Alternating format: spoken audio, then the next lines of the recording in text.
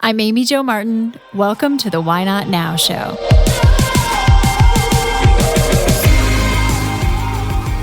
Hello, everyone. Today is something a little different. We're turning the tables, and I am the guest.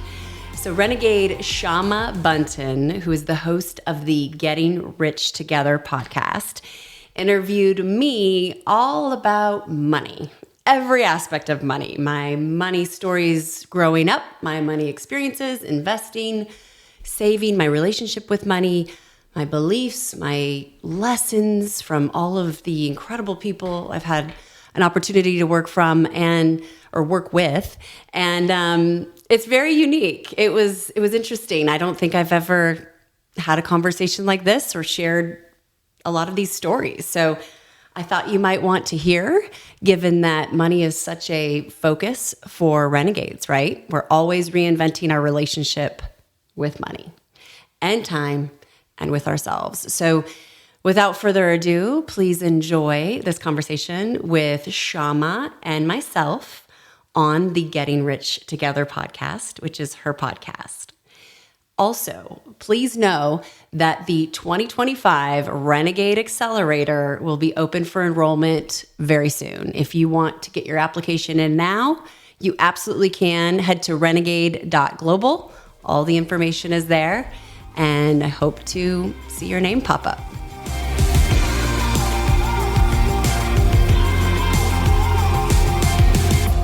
Amy Jo Martin, you are known far and wide as a powerful leader, unlocking voices to create change. I am so excited to have you here today.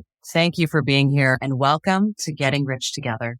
Thank you for having me. I am so excited about this conversation. I feel like it's going to be equal parts therapy, equal parts money, because those two go hand in hand, don't they? Yes, they do. And as most therapists start when they meet with a client, they start from the beginning. So let's take it back to the beginning and start with the young, innocent Amy Jo Martin, who's growing up in this big, beautiful world. What was life like for you? What were the money expanders around you? What did your parents talk about? Let's talk about young money. Young money. Okay, I can't wait. I'll paint you a picture. And I just want to thank you for having these conversations too first, because it is so important. And this is one of the number one things I want to talk about. So young Amy, oh goodness. I'm going to take you to the trailer park. So I grew up in a trailer. It's 18 feet wide. And I was just talking with my mom about this the other day, how when you're smaller, size is all relative to what contrast you have. And so it didn't feel small to me, but we want to go back and visit the trailer. So we moved our trailer around from small town to small town. My father worked in heavy highway construction as an engineer, and we would just go to the next job, big job. And sometimes we were in Wyoming and sometimes we were in Kansas and then eventually Arizona. And I've lived in a lot of different places, but humble beginnings and a lot of lessons, a lot of probably neural pathways being carved out, from that experience. And it really taught me how to adapt. I'm very comfortable with change. You change schools enough and you kind of embrace it. And so when you were younger and you were sitting around the table in whichever city you happened to be in and your family was providing for you and giving you early lessons around life, how to spend money or what values were around money, what did you pick up from them? What were some of the things that most landed with you? These are the roots of my relationship with money. And I've rewritten the story over time, but I saw my dad sacrifice. So we would live in the trailer, but his job site was usually hours away. And when you said city, and I need to just say it was town, sometimes 900 people, right? But these job sites would be in the middle of nowhere, and he would leave Sunday afternoon and get back late Friday night. And this was growing up. And so I just equated success with sacrifice and took that to the extreme, which I'll get to that story if you want in a little bit. But it was a great childhood. I mean, in terms of, I didn't ever want for anything, but I would hear about these stock payments that were being made every month, right? Didn't really know what they were. But as the story unfolds, it was, my parents were very wise in the way that they were spending their money and allocating. And little did I know, that was going on behind the scenes. So I think the big unlock for me, probably about close to 10 years ago, was I equated success in my mind was a lot of extrinsic things that now I realize I have a different definition of success, but it was sacrifice. And sometimes that even means sleep. It means relationships. It means family. It was like whatever you need to do, work really, really, really hard. And so I saw my dad do that. He worked really hard. Wow. And as you were growing up and deciding that you were going to go to university, and as your maturation process is unfolding, how did this concept of working really hard, earning, efforting, obviously this correlates so directly to money and your time, how did that really impact some of your early choices? It's such a great question because I look back at even university and always one of the hardest workers in the room, definitely not the smartest, terrible test taker. My good friends would be done with their ACTs and I just was hoping I'd get enough of a score to get into wherever. And so I think that there was this motivation by fear, of, okay, if you don't work hard enough, then this, then this, then this. And so the drive was fear-based without even realizing it of, I better do this in order to get ahead. Because I knew I didn't have that, naturally super, super smart person type thing. I didn't feel that I had that, but I knew I could play the game and I could compete if I worked hard enough. Right. So I did get a scholarship, a full ride academic scholarship. And I kind of thought I had to. Little did I know, my parents, they put my brother through college. I definitely would have had their support, but there was this sense of you just do this for yourself. Like you need to figure this out. And I think that drive, it can be a superpower and it can be your demise. And you put yourself into overdrive long enough and you run out of gas, right? Mm. And as you were, getting yourself into university and starting to see how other people, I always find college is this interesting experience where for the first time, you're not at home, you're with other people, same sort of curiosity of the world, and everyone's coming to the table from such unique and different backgrounds. What was it like for you to be Amy Jo in the world and starting to see other backgrounds, how your friends were socialized or culturalized with money or resources or values? What was college like? Growing up and moving a lot, I knew I could be happy anywhere. That was a gift. And to this day, like, put me anywhere on the map and I'll, you can figure it out. I think there wasn't an understanding of how big that gap can actually be of have and have not until I got into the brave new world, learning how to drive on the freeway. And so again, I just thought, what's my upside here? Like, what's my angle? And my competitive advantage has always been effort.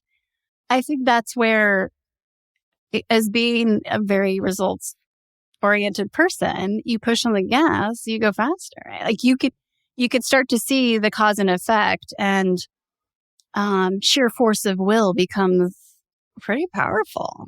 It doesn't mean it's right. Mm.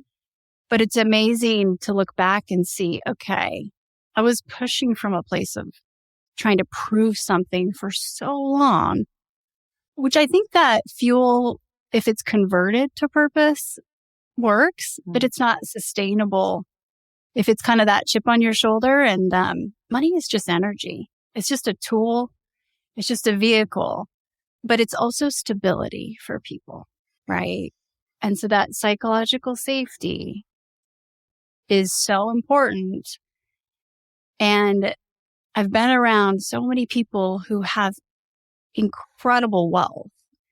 And it's interesting how you can still see some of them don't feel psychologically safe. And we're talking billionaires. Yeah. I know more billionaires as someone who grew up in a trailer than I don't quite understand, but it's fascinating to get to know them and be up close and personal.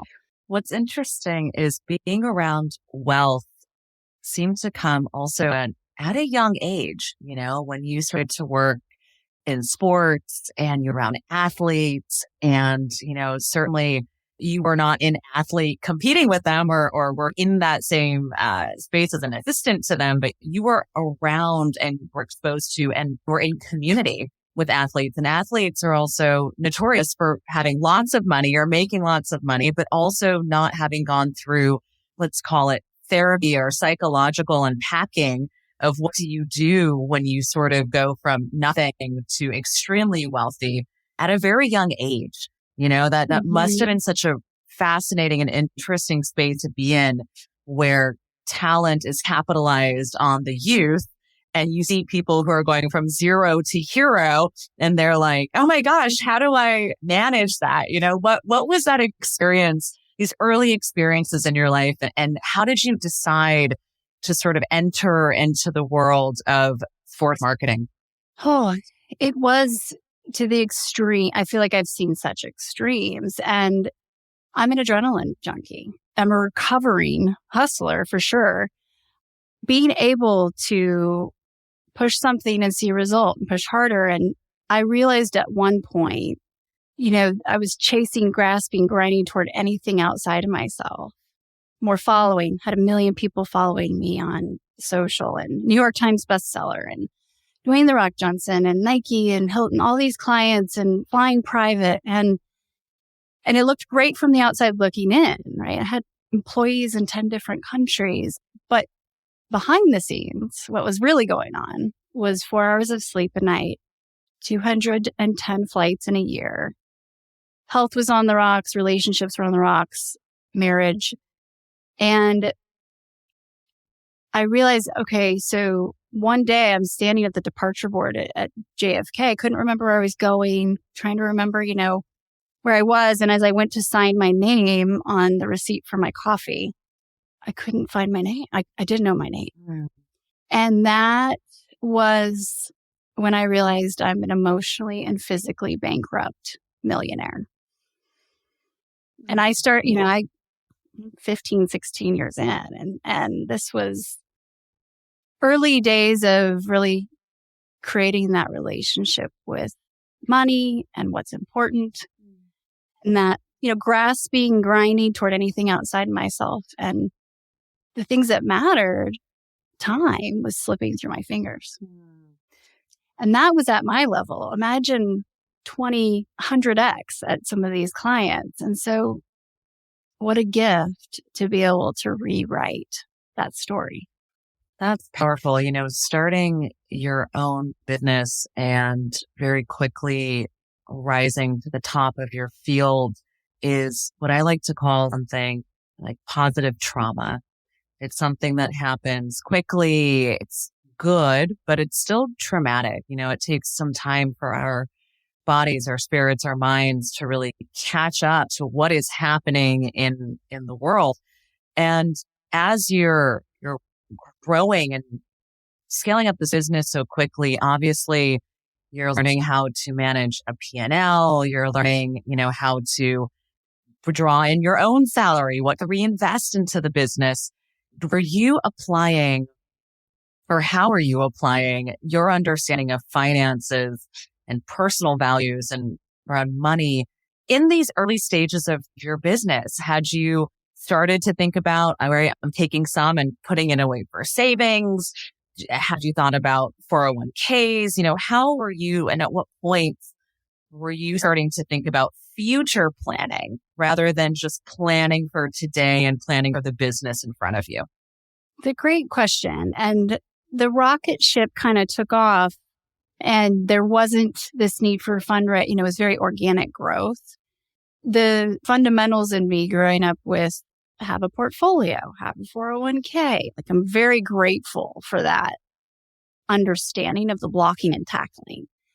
Because what happened was I started to meet these people and get opportunities. And some of these were private investments, right? Get in early just because I happened to be in this circle. Oftentimes men who they'd be at a happy hour texting and they'd say, oh, I just got into this deal. And I'd be like, what do you mean you just got in or you just invested?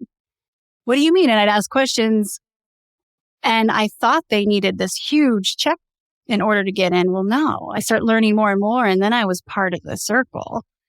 And then I was able to invest and learn and ask all the questions and make the silly mistakes. And that's a completely different world. There's all these different aspects of wealth and savings and money working for you. And I'm just grateful I've had so much exposure to a lot of them as an investor, as someone who's raised money, as a board member, but also I think as a parent. I had this opportunity, our valuation was huge, and we had someone pretty well known come in and want to invest. And so I took on the money, even though we didn't necessarily need it. And I didn't even realize this, but my attorney at the time said, hey, do you want to take some money off the table? And I was like, what? What do you mean? And he's like, yeah, you built this thing from scratch. Look at this. And he was looking out for me. And I didn't even know that was an option. I mean, there's so many things that we don't necessarily know unless we experience and are exposed to it, or we go get super curious and vulnerable about asking those questions that you and I have talked about asking. Yeah, I'm going to ask because I made the mistake not to before. So with these early checks that you wrote and, obviously starting to invest, I think beyond 401ks and having money in the S&P 500, beyond that, it tends to have a little bit of, I don't know, it can be a little exciting, a little nervous. There's all these feelings that come up as we are looking to invest outside of these traditional things we're taught of. What were some of the things you felt? What was it like to write that first check? And how did your thesis or the way you thought about writing checks, how did that change over time as you became a lot more sophisticated? Yeah, you just made me think of a story that one of my biggest lessons, but it comes back to money is influence. Money definitely gets to you. We vote with our dollars. And so the more women we can get on cap tables, the more women we can get on in board seats and on stages, the better. And that's what we are doing at Renegade. And it's because of these scenarios like I just explained, and this one I'm about to share too. But we need more women in those seats, cap tables, board seats, stages, because that's where the power and influence and the decision making resides. And so I want to share an example of that in a minute. But first, I remember the very first check. Oh my goodness. It was one of my best friends from grade school who she was an actress. And then she had this idea to start this company and it was going pretty well. And she needed some capital, but she also needed a lot of help on the business side, right? Here I am running this company, founder, CEO, and at like over bandwidth already. And so excited for her and her company.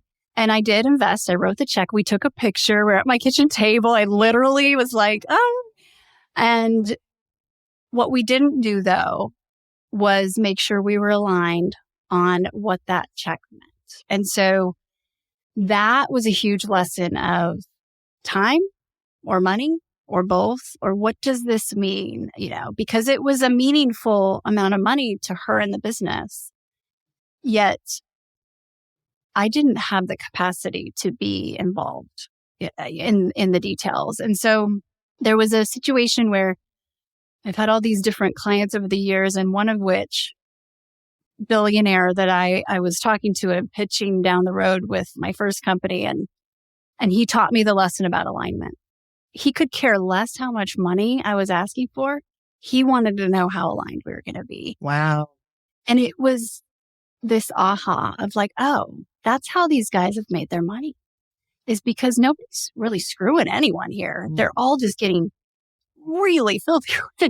You know what I mean? It was like, oh, yeah, you can get creative with the deal, but that alignment. And so if we're rowing in the same direction, we're in this together. Like, I get it now. But he wasn't worried about the 7 whatever figures. He wanted to know percentages and path and where we were at that point with our EBITDA. So this friend of mine, we came to a pretty tough, healthy tension situation where I couldn't put the time in. Neither of us intentionally made that mistake of not discussing that, but the relationship really suffered from it. And I think we've all had those situations where someone asks you, oh, will you advise? I'll give you some, advisory shares. And that's great if you know what that means. Yeah. Our time is everything. One of the things you mentioned that I think is powerful that most women also don't talk about, this is with respect to the investment that you are taking in for your business, is having the right people around us as key advisors and sounding boards to help us make informed decisions. Now, I've certainly been victim to many conversations in my life where I thought that I was supposed to know something, and because I didn't, that I was somehow in the wrong, that I was at fault because I didn't know. And what's really fascinating is the power of the right community and people around you, as indicated by your attorney, who was like, hey, let me look out for you. How have you been able to surround yourself with, I guess, the right key influencers who understood subject domain expertise and were able to and continue to support you as you make decisions? What does that look like? It's almost like a collection over time of always, you start with a relationship, and I have 2 people popping into mind immediately. One, it was the person that kind of let me in on that first deal, and I had a million questions, and he answered them, and he was so generous with his time and willingness to explain and share. Because there are a lot of terms and functions that I think are intentionally tried. They've been designed to maybe intimidate, but really a lot of this is just simple math, right? It's not usually rocket science. So it's just that the terms can even, and the process can even be intimidating. So Kenny Tomlin, huge in my life for unlocking opportunity, but also educating. I think that's the big thing, because he instilled confidence in myself. So I would start asking the right questions. And then you just continue to pay it forward. So look at Renegades.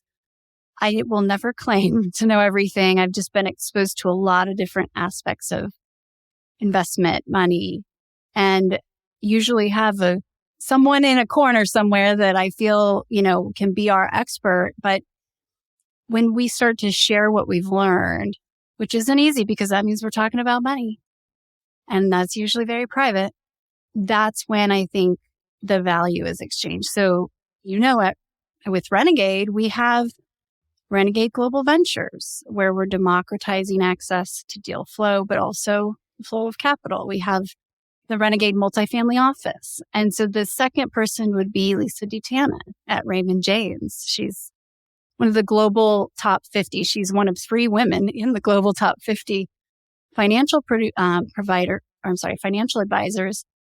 And she's been so generous with her experience too. Because I did have major Bambi legs after everything I've been through. You get PTSD if you have a bad experience, whether it's real estate or private investment or stock market. And it's hard to build that confidence back up because your money is usually created from your time. Okay, quick time out here before we get to the next part. If you like what you're hearing, or if you are a fan of the show, obviously a rate, review, subscribe, all the things. We'd love for you to share this with your friends. We are on Spotify, we're on Apple Podcasts, we're on YouTube, and all the other places. If you want to stay in touch and get updates and insights via newsletter, would love for you to join. You can go to amyjomartin.com/newsletter to receive our updates. We have a book. It's called Renegades Write the Rules. It's a New York Times bestseller, and you can find that on our website or on Amazon or wherever. And then if you're interested in becoming a renegade, head to renegade.global. You can click on membership. You can apply there. We help female leaders, executives, founders, and companies to really up-level their lives. We have curriculum, we have community, and we have accountability. And we've been doing this for quite some time. We're industry agnostic, senior leaders really from all over the globe, but also every vertical and set of experience. And it's a pretty incredible crew, but also the curriculum is everything I've learned in my career.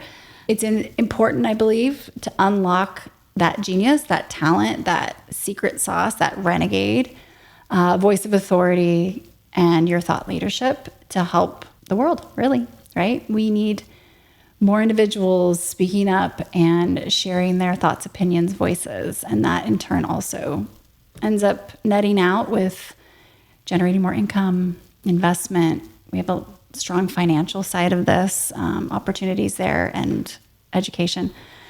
Getting on boards, getting on stages, just making your impact. So that's it. And hopefully we stay in touch. One of the things I find so incredible and impressive about this body of work that you've not only created, but that you are actively creating is twofold. One are just the legs and revenue streams you've opened up for yourself in terms of, publishing and speaking, creating community, and doing so through the lens of evangelizing and helping to activate and inspire others. And what I think is powerful is the energetics around that. Money to me represents just a tremendous amount of power and energy. And so the efforts that you're putting forward with respect to the family office, the opportunities to invest with other incredible female founders is energetically allowing others to sort of benefit from your own personal access and the people who really respect you, which is very exciting. And so as you're looking in this active stage of development and growth and expansion, how do you see and what is your dream for these next stages of wealth creation for yourself and for the community that you're building around you? Great question. And it has been such an organic process. And I saw someone, not too long ago, and they said, this was your vision many years ago. And I was like, really? No, I don't remember having this, being able to see this. And what she was referring to is just changing the economic models, changing the way that things have always been done in terms of the flow and the growth of money and business. And a lot of that has come from the leverage of this community, right? I'm a big believer in leverage, and we have, access to deal flow that is incredible. And when it's shared, we're able to invest in what we feel is important, pool our money together, learn while we're doing, get that feedback loop directly from the founders. In some cases, let's take, Circle AI is a company that is really transforming women's healthcare using data and biometrics and accelerating the rate at which we fully understand what we're dealing with, to create solutions and opportunities that haven't existed before. And that's something that's important to us as renegades, right? And we're starting with infertility, but this is a healthcare company that will transcend. When I was approached about this opportunity to invest, do my diligence, then asked to sit on the board, first female on the board, that seat has been so helpful and influential and powerful to open up the doors to Renegades, right?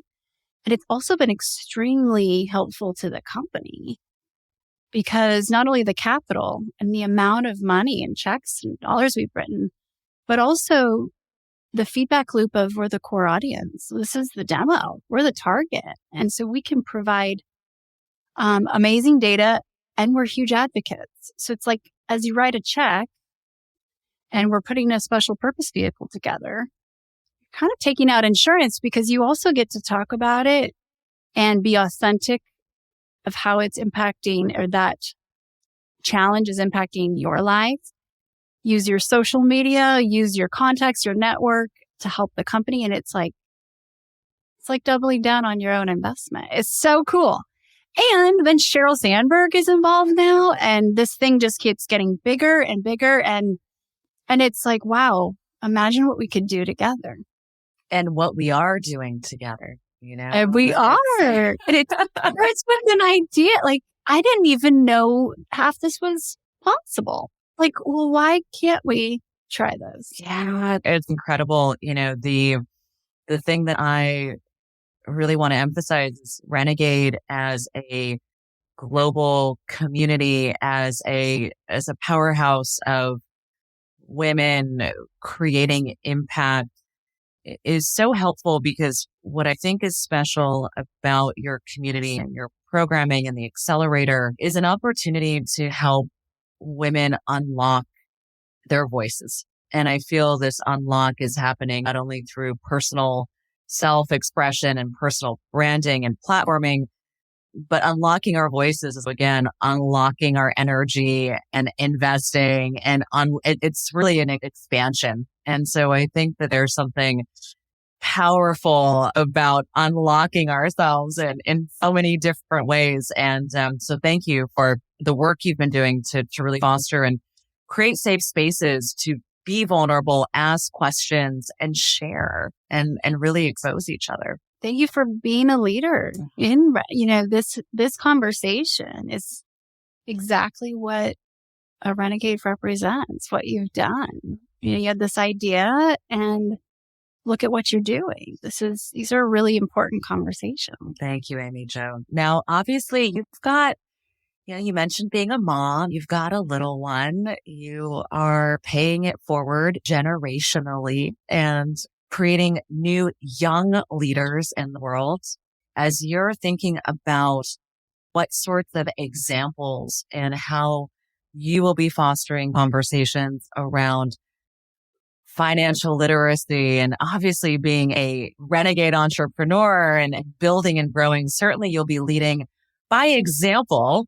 But as you're thinking about what some of these inflection points of information might be or key moments, what are some things that you're looking forward to imparting on your little one?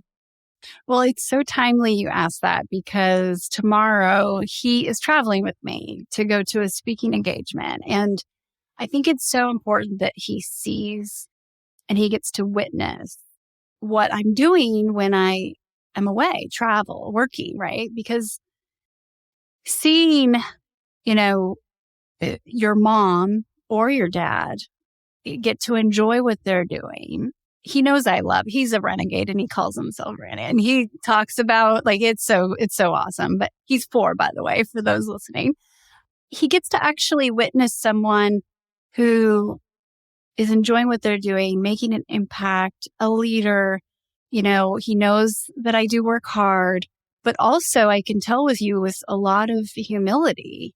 There's been a lot of reconciling that I've been doing because pre-Lincoln, it was all career all the time, right? And you hit that burnout and then you start to learn new lessons. And I've been extremely intentional about really trying to understand how I'm wired to rewire. And a lot of it's neuroscience. It's understanding what can we do to make shifts because my default is high octane. My default is harder. And as a mom, I don't want to be on the road all the time, but when I am, can I bring him with me sometimes or can I get in and out quicker? what can go? What can I divest in? Not just invest, but where can I get more time? What can I delete? What can I delegate? And just make sure that time is as potent as possible. And so I made some huge shifts. It was last fall.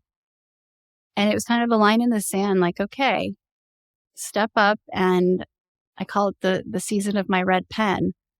But how can I be at capacity and really pushing toward potential, which is infinite, versus kind of shaking and tapped at bandwidth, those 24 hours in a day. And I mean, I got ruthless. I had to make some hard calls of things to stop. And just now I'm getting ready to go pick him up. It's 2 p.m. Central, and I'm going to go hang out with him. We've got a puppet show we got to do. And this might sound like, but it is pencils down, because again, back to, if I'm not careful, I'll slip into chasing, grasping, grinding toward things for that external whatever. And time is slipping through my fingers. And it's been a really eye-opening season. And the ROI couldn't be better. Yeah. Oh, I just got chills. You are in the alignment of where you are meant to be. And it feels like it's all unfolding perfectly. 2 questions that I love asking. One is, obviously, we look at wealth creation and investing and sort of a lot of the conversations around how does it feel and what are the emotions around it.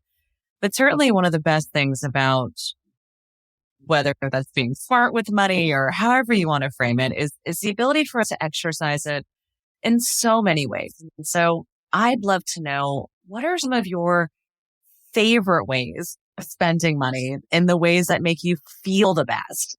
Oh my gosh, I love this so much. And I want to tell you something that I just cut that was not feeling good. But oh gosh, it's experiences. It really is. Or what else I'm really into lately is home. Just, I am a very frugal person. I don't care a lot about fashion or whatever. But there are some things around the home, like I really want the backyard. We have hot summers in Austin. And so that I want us to feel that sanctuary, being able to swim and invite people over and stuff. So just kind of interesting nesting period, but it's experiences. We tend to, look at, okay, I'm going to work and spend my time to create money. But a lot of times you can spend some money to create time. And then sometimes you can cut things and open up a lot of time. Yeah, I don't look at a handbag or go shopping. I do not like to shop. If I see an expensive pair of shoes, which I don't even know the name brands very well, I'm speaking to someone who comes from the industry. I appreciate it and I think it's amazing. I don't even know how to pick it out, but I see an investment when I see those things, right? I'm like, oh, you could. And it just, I don't know. I'd rather have things working for me when I'm sleeping. Amy Jo, I love that. That's personal brand, right? Yeah. You're present when you are not. It's like, let's just invest. What I value so much about your perspective is, and I've said this many times before, that after having a career in fashion, I had more of an investment in handbags than I did a 401k. And let me tell you, that didn't feel good when all of a sudden I realized that many of the people who I knew who were also working in my same industry were independently wealthy or wealthy from their families, and working in fashion was literally for them a luxury because they did not have to worry about these things. And meanwhile, I'm like, oh my gosh, how am I going to keep up with the Joneses, right? Or keep up in these certain ways. And so your natural inclination towards investing or looking at building financial, I think the word is stability in your life, I think is such a valuable lesson or quality that you have at a young age that seems to have really carried through. So that is impressive and admirable, because I think it's really, it sets you up in a way that I think our society and culture doesn't necessarily tell us to set ourselves up in. Well, thank you. I'm still making big mistakes left and right and learning. And I think that's the key of sharing, right? Yeah. Like especially with Renegade, it's extremely diverse group of women from so many backgrounds. And when we have that mosaic of different types of intellectual capital and life experiences, we get to exchange and learn from each other in a, hyper syndicated and just exponential way. So I love that we aren't in this bubble and I get to learn from you. And that's what it's about more than anything. Absolutely. So shifting gears to the future of your body of work on this planet, Amy Jo Martin at 105 years old, maybe 110, we'll see how far you want to push it. But, obviously you've already created an incredible body of work in the short time that you've been on this planet, but there is so much more ahead of you. And with the vitality, strength, and community and ability to receive and to create, I imagine there's something more and bigger that is not only unfolding already as we speak, yet to unfold into the future. And so as you were to look back on your beautiful life at this distant point in the future, what's the body of work and impact that you hope to leave behind? I think about the seats on cap tables, the board seats, the stages, like the more women we can get in those spots, the better. I mean, that sitting back and being able to just see that, and being able to contribute to how to get there. It doesn't just happen, clearly. We would have already done it. This is not necessarily an easy fix or easy job. So continuing to lift, to share information, to open those doors, provide the resources, the opportunities, not just mentorship, right? We need sponsorship and we need advocacy in the rooms that we're not. So I have goosebumps. So for me, it would be looking back and being able to see all these others who, were able to continue to get this flywheel turning. More. Just send that elevator down, you get in, you go up, you don't ask questions, you send it right back down. And then you send 4 down and 5 down. And let's keep sending that elevator down. Heck yes. Oh, I love it. So amazing. It's so incredible and powerful. Amy Jo, when we're looking at how we as the audience can elevate and support your work and the things that you're looking to create impact in this world, what can we do to support you? What do you need right now? Oh, I'm trying to receive that. Thank you. We are always looking for like-minded, like-hearted individuals, women to join us at Renegade. So obviously and you can follow me at Amy Jo Martin on Instagram. Renegade.global is our website. But I think it's the fierce bravery, right? And being very focused with each other's goals, right? So when we are able to exchange that value with each other and we're just as committed I'm just as committed to your goal as you are to mine, that creates a whole new layer of results, success, leverage, right? So I think just those ruthless priorities, making sure they're not just yours, but helping the others that are aligned. And that's a way to play the game, right? That's how we get ahead quicker. Instead of being in our own pocket, our own little, smaller pool or playground, we have to start joining these things together because we need critical mass in money, in power, in board seats, in decision-making, in politics. We need more critical mass. Yes. Through the Renegade Accelerator, Amy Jo, you are building some critical mass, which is extremely exciting to be a part of and to witness and to see continue to grow larger and to evolve. I think it's powerful to see your voice in so many different media outlets, your podcast, Why Not Now, your books, your speaking. It's clear that your voice and message has the ability and does meet people where they're at. And so there's something very relatable and accessible to your messaging. And I appreciate the legacy and the body of work that you're leaving here on this planet. So thank you very much, Amy Jo, for being here today. I am grateful for your spirit, your time and energy. And I'm so excited to see what you create next and what we create next together. Oh, I love this show. I'm so excited to tell everybody about it. This is the conversation we need to have. Thank you. Thank you. This is a mission. And if we can shift our relationship with time and money, that's a big part. I think a lot of solutions for all economic impact, not just for women, but we need more women making decisions. Thank you. Thank you. Bye. Bye-bye.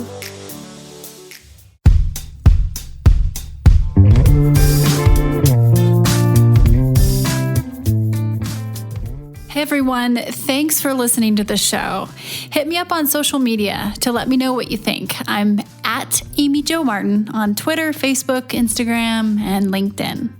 And I want to hear your Why Not Now moments so I can share them on the show. Just send me a note to whynotnow@amyjomartin.com. For show notes and other offers, you can visit amyjomartin.com/whynotnow. And while you're there, don't forget to sign up for my email newsletter for exclusive content and announcements. A big thanks to Rock Salt Music for all of the tunes by the talented John Coggins. And of course, a hat tip to Richard Brewer for editing and producing the show.